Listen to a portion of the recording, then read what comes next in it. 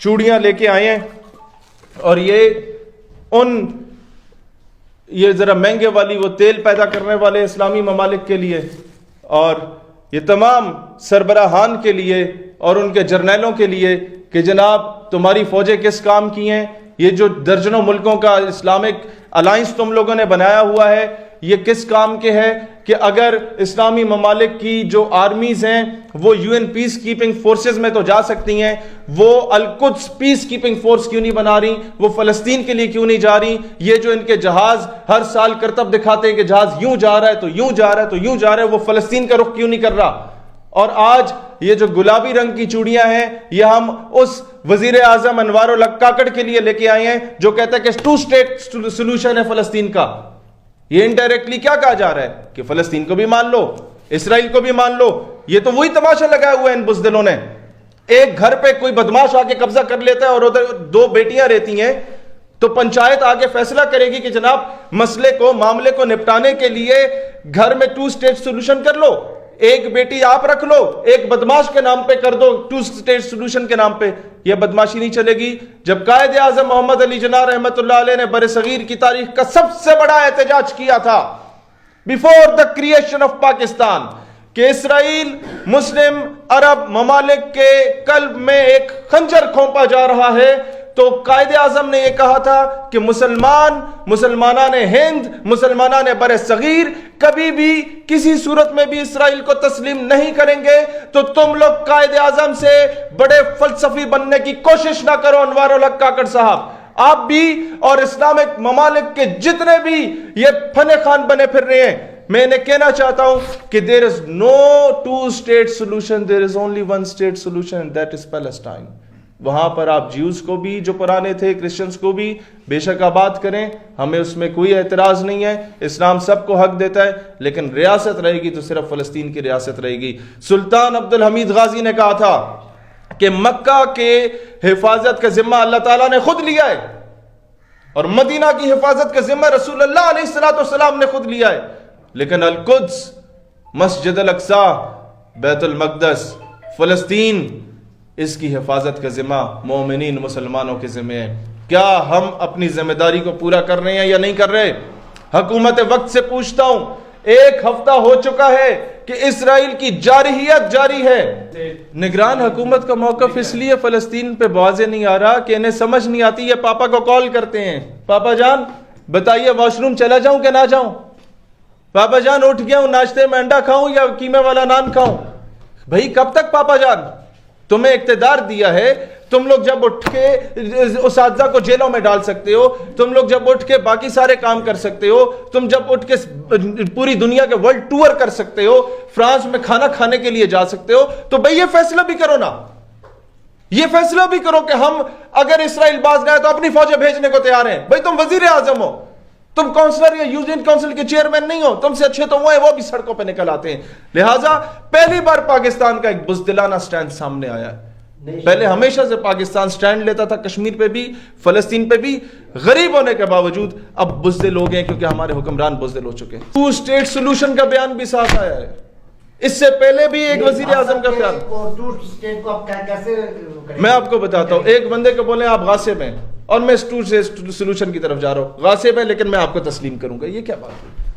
یہی تو 2 رنگی ہے کہ انہیں بھی راضی کرنے کی کوشش کی جا رہی ہے۔ سر سمجھتا ہوں لیول پلینگ فیلڈ ہر پولیٹیکل پارٹی کو ملنی چاہیے۔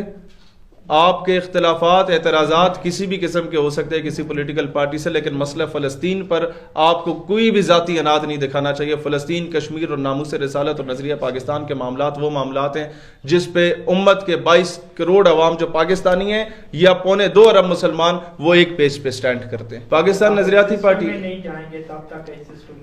نظریاتی پارٹی خود مختار نعرے کے ساتھ، خود مختار پاکستان کے نعرے کے ساتھ، اس بیانیے کے ساتھ الیکشن میں اتر رہی ہے، اور پاکستان نظریاتی پارٹی یہ بیانیہ لے کے آ رہی ہے کہ ہمارے فیصلے پاکستان کے اندر ہوں، ہمارے فیصلے امریکہ میں نہ ہوں، وائٹ ہاؤس میں نہ ہوں، ہمارے فیصلے کسی اور کے کہنے پہ نہ ہوں، ہمارے فیصلے کسی لوکل 16 گریڈ 15 گریڈ کے بندے کو شنواری کھلا کے اپنی ریٹنگ اوپر نیچے کرا کے نہ ہوں، ہمارے فیصلے عوامی ریفرینڈم کے ذریعے ہوں، عوام جس کو چاہے وہ الیکٹ کرنا چاہے، عوام دوبارہ ان پرانی شکلوں کو، میاں صاحب کو، زرداری صاحب کو اور ان کے اسلام کے ٹھیکیداروں کو دوبارہ نہیں دیکھنا چاہتی، جن کا اسلام صرف تب خطرے میں ہوتا ہے جب وہ اپوزیشن میں ہوتے ہیں۔ اس ایک ہفتے کے بعد تم لوگ یہ بھی نہیں کر سکے کہ جناب جب میک ڈونلڈ نے کہا ہے کہ ہم لوگ اسرائیل کو، اس کی فوج کو مفت کھانا فراہم کریں گے، تم لوگ اور کچھ نہ کرو، یہاں کی میک ڈونلڈ کی فرانچائزوں میں اگر کہیں پہ کھوتے گھوڑے تم لوگ برآمد کر دو کہ یہ جناب مضر صحت ہے اور اس کو بند کروا دیں، لاجیکلی بند کروا دیں، اور یہاں پر پاکستان کا اپنا کوئی برانڈ شروع کر دیں، کوئی غیرت کا مظاہرہ کر لیں۔ میں تو کہتا ہوں اپنے سیاسی مخالفوں کے گھروں سے اسلحہ، بارود اور چرس برآمد کرانے والوں کے لیے بہترین موقع ہے کہ اپنی تربیت کا مظاہرہ کریں اور یہاں سے یہ چیزیں برآمد کروائیں، اور کچھ نہیں کر سکتے تو کم از کم پاکستان کا یہ سٹینس ہونا چاہیے کہ ہم تمہارے پروڈکٹس نہ خریدیں گے، ان کے برگروں سے بہتر ہے ہم لوگ اپنا بن سموسا کھا لیا کریں جو APS میں ہمیں ملا کرتا تھا۔ اور اب میک ڈونلڈ کسی بھی اعتبار سے کاروباری ادارہ نہیں رہا، اس نے ایک جارحانہ، اس نے ایک دہشت گرد، اس نے ایک انتہا پسند قوت کا اور گروہ کا اور دہشت گرد تنظیم، میں اسے ریاست نہیں کہوں گا، دہشت گرد تنظیم کہوں گا، اسرائیل کو اس کا ساتھ دیا۔ لہٰذا اب اس کے ادارے کو پاکستان اور تمام امت مسلمہ اس کا بائیکاٹ کرے، اور ہمارے سامنے اب کوئی بھی یہ ڈرامہ نہ رچائے کہ جناب اقوام متحدہ کا اجلاس بلائیں گے، اس میں جا کے آواز بلند کریں گے۔ اقوام متحدہ امیر ممالک کے گھر کی طوائف کا نام ہے، جہاں پر پیسہ پھینکا جائے گا وہاں پر جا کے رادھا ناچے گی۔ لہٰذا اب ہمیں اس رادھا کے ناچنے کا یا اس کے گھنگروں کا انتظار نہیں کرنا چاہیے، مسلمان ممالک کو اپنا فیصلہ خود کرنا چاہیے۔ جب اسرائیل ہر 2 سال کے بعد جا کے مسلمانوں کو زد و کوب کرتا ہے، مارتا ہے، پیٹتا ہے، ان کے علاقوں پہ قبضہ کر لیتا ہے، اینڈ میں اقوام متحدہ آتی ہے اور کہتی ہے سیز فائر کر دے، جناب ہم نے بہت بڑی کامیابی حاصل کر لی۔ بھی خاک سیز فائر کی تم لوگ بات کر رہے ہو؟ ہمیں اس بات کا جواب دو کہ جو ظلم، بربریت اور جارحیت کی گئی اور پورے علاقوں کو قبضہ کیا گیا، ان علاقوں کو واپس کب دیا جائے گا؟ اگر اقوام متحدہ اس بات پہ عمل نہیں کر سکتی اور 5 چودھری جو اس میں بیٹھے ہوئے ان کے فیصلوں کے کوئی ایک بھی ویٹو کا اختیار کر دے تو فیصلہ جو ہے وہ واپس لے لیا جاتا ہے، تو پھر دنیا کو اپنی ایک الگ اقوام متحدہ بنانی پڑے گی، مسلم امہ کو اپنی ایک الگ اقوام متحدہ بنانی پڑے گی۔ ہمارے پاس نہ تیل کی کمی ہے، نہ گیس کی کمی ہے، نہ ہی کوئلے کی کمی ہے، نہ کسی قسم کی معدنیات کی کمی ہے، نہ ہی افواج کی کمی ہے۔ کمی ہے تو صرف اور صرف غیرت کی کمی ہے، اور وہ غیرت کی کمی کو انشاءاللہ پورا کرنے کے لیے ہم لوگ پاکستان کے ایک دروازے کو کھٹکھٹائیں گے۔ اور آج میں یہ کہنا چاہتا ہوں کہ اب ہم لوگوں کو اگلا اجلاس حکومت پاکستان کو OIC کا، اسلامی ممالک کی تنظیم کا اگلا اجلاس آپ فلسطین مسجد الاقصی میں بلائیں اور ادھر یہ فیصلہ کریں کہ ایک ہی امام کے پیچھے سنی بھی، شیعہ بھی، دیوبندی بھی، اہل حدیث بھی ہاتھ باندھ کے کھڑے ہیں، اور دنیا کو یہ فیصلہ سنایا جا رہا ہے کہ ہمارے مسلکی اختلافات ختم ہو گئے ہیں۔ القدس پہ 3 معاملات ہیں جس پہ نو کمپرومائز۔ نمبر 1 نام